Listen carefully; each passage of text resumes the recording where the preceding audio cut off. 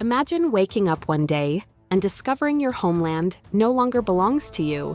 Not because your people lost a war, not because you agreed to surrender, but because foreign empires sat in a room thousands of miles away, looked at a map, and divided your continent like property. No African leaders were invited, no tribes were consulted, no cultures were respected. Lines were drawn with rulers. Entire nations were split apart overnight. And the consequences of that meeting still echo across the world today. This is the story of the Berlin Conference. By the late 1800s, European empires were hungry for power. United Kingdom, France, Germany, Belgium, and other European powers competed for territory across the globe.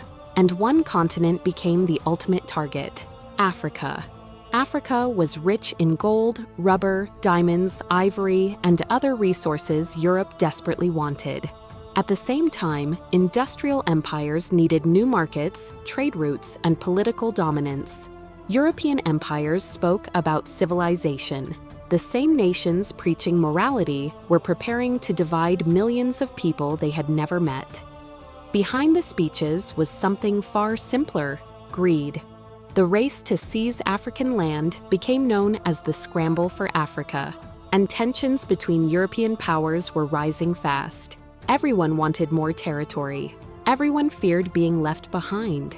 So Europe decided to do something extraordinary. Instead of fighting each other directly, they would sit down and divide Africa peacefully among themselves. In 1884, the leaders of Europe gathered in the city of Berlin. The conference was organized by Otto von Bismarck. Representatives from major European nations attended. But there was one shocking detail. No Africans were invited. Not a single African king. Not a single tribal leader. Not a single representative from the millions of people whose futures were being decided. Inside elegant halls filled with maps and diplomats, European officials negotiated ownership of lands many had never even visited. Imagine strangers deciding where your country begins and ends without ever asking your people. That is exactly what happened. The conference lasted for months, and during those meetings, Africa was transformed from a continent of thousands of kingdoms, ethnic groups, and cultures into pieces on a colonial chessboard.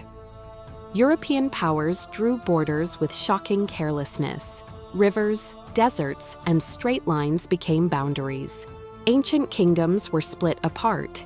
Enemy groups were forced into the same territory. Communities that had lived together for centuries suddenly found themselves separated by artificial borders. Some borders were so arbitrary they cut directly through ethnic homelands. The people creating these maps often knew little about local languages, religions, or cultures. To them, Africa was not a home. It was a prize. Belgium gained control of the Congo. France expanded across West Africa. United Kingdom seized territories from Egypt to South Africa. Germany claimed regions in East and Southwest Africa. Within decades, nearly the entire continent had fallen under European control. Only Ethiopia largely resisted colonization after defeating Italy in battle. The map of Africa had been rewritten, not by Africans, but by empires chasing wealth and power. Colonial rule brought enormous suffering. African communities were forced to work in mines and plantations. Resources were extracted for European industries. Traditional systems of government were destroyed. In some colonies, brutality became extreme. Perhaps the most horrifying example was the Congo under Leopold II of Belgium. Rubber quotas were enforced through terror. Villages were burned. Families were mutilated or killed for failing to meet production demands. Some soldiers were ordered to cut off human hands to prove bullets had not been wasted. Millions are believed to have died during colonial exploitation in the Congo. And across Africa, resistance movements were crushed with military force. European empires used machine guns, modern rifles, and industrial warfare against local armies. Entire cultures were reshaped under colonial control. Languages changed, education systems changed. Economies were redesigned to benefit Europe instead of local populations. Africa was treated less like a continent of human civilizations and more like a warehouse of resources. Its consequences spread across generations. History like this survives when people refuse to look away, because powerful systems depend on people forgetting what they did. By the mid-1900s, African nations finally began gaining independence. But there was a problem. The colonial borders remained. New countries inherited boundaries created by European powers decades earlier, and those borders often trapped rival ethnic groups inside the same nation while separating others across different countries. The result was instability that still affects parts of Africa today: civil wars, border disputes, ethnic violence, political instability. Many modern conflicts cannot be understood without tracing them back to the Berlin Conference. Because the borders were never designed for peace, they were designed for control. Even today, some African nations contain hundreds of ethnic groups inside borders created without local consent. The effects of colonialism didn't end when the empires left. In many ways, the system they created continued long after independence.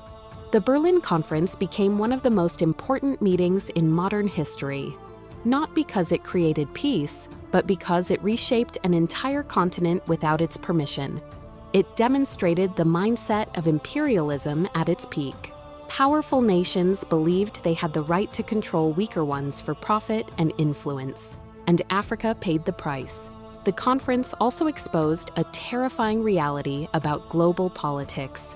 Sometimes the most world-changing decisions are not made on battlefields. Sometimes they are made quietly, inside conference rooms, with pens, maps, and signatures. The people in Berlin probably believed they were creating order, but many of the lines they drew became scars that lasted generations. Scars still visible today. Millions of people never voted for those borders, never agreed to them, never chose them, but they were forced to live inside them anyway. Because sometimes, the most dangerous weapons in history were not guns, they were lines drawn on paper.